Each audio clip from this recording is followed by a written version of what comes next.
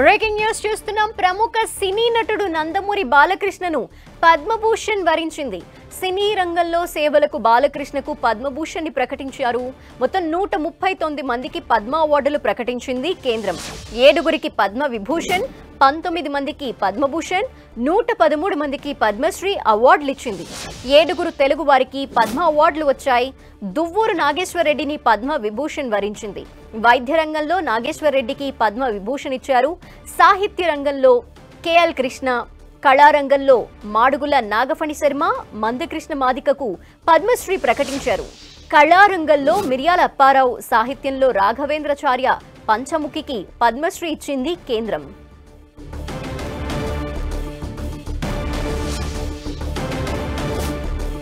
ప్రముఖ సినీ నటుడు నందమూరి బాలకృష్ణను పద్మభూషణ్ వరించింది. సినీ రంగంలో సేవలకు గాను బాలకృష్ణకు పద్మభూషణ్ ని ప్రకటించారు. మొత్తం 139 మందికి పద్మ అవార్డులు ప్రకటించింది కేంద్రం.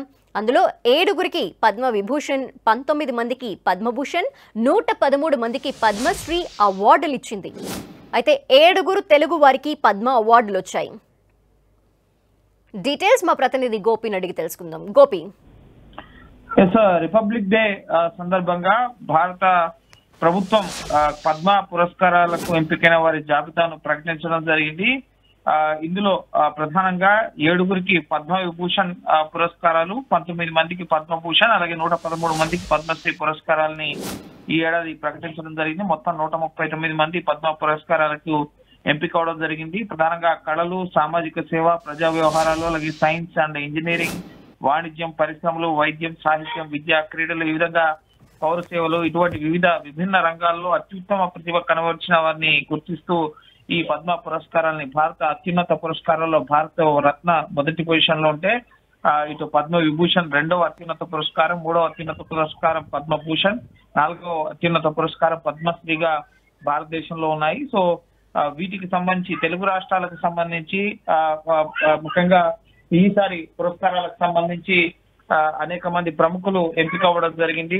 ఇందులో ఇటు పద్మ విభూషణ్ కేటగిరీలో దువ్వూరు నాగేశ్వర రెడ్డికి వైద్య విభాగంలో పద్మ విభూషణ్ పురస్కారం దక్కడం జరిగింది. అలాగే నందమూరి బాలకృష్ణకి కళారంగం నుంచి పద్మభూషణ్ పురస్కారం, అలాగే కేఎల్ కృష్ణ విద్యా సాహిత్యం నుంచి ఏపీకి సంబంధించిన వ్యక్తి పద్మశ్రీ పురస్కారం, అలాగే మాడుగుల నాగఫణి శర్మ కళారంగం నుంచి పద్మశ్రీ పురస్కారాన్ని దక్కించుకున్నారు. అలాగే మందకృష్ణ మాదిగ ప్రజా వ్యవహారాలు, ఎంఆర్పిఎస్ పోరాటాన్ని ముందుకు తీసుకెళ్లి ఇటు సుప్రీంకోర్టులో ఇటీవల కీలక తీర్పును కూడా తీసుకురావడంలో చాలా కీలక పాత్ర పోషించిన మందకృష్ణ మాదిగకు తెలంగాణ నుంచి ప్రజా వ్యవహారాల విభాగంలో పద్మశ్రీ పురస్కారాన్ని కేంద్రం ప్రకటించడం జరిగింది. అలాగే మిర్యాల అప్పారావుకి కళారంగం, ఏపీకి సంబంధించిన మిర్యాల అప్పారావుకి కళారంగం నుంచి పద్మశ్రీ పురస్కారం, అలాగే వి రాఘవేంద్రాచారి పంచముఖి సాహిత్యం నుంచి, విద్యారంగం నుంచి, ఇంకా ఏపీ నుంచి ఈ పద్మశ్రీ పురస్కారాన్ని ప్రకటించడం జరిగింది. అసాధారణమైన అలాగే విశిష్ట సేవకు పద్మ విభూషణ్ పురస్కారం, అలాగే ఉన్నత స్థాయి విశిష్ట సేవకు పద్మభూషణ్ పురస్కారం, అలాగే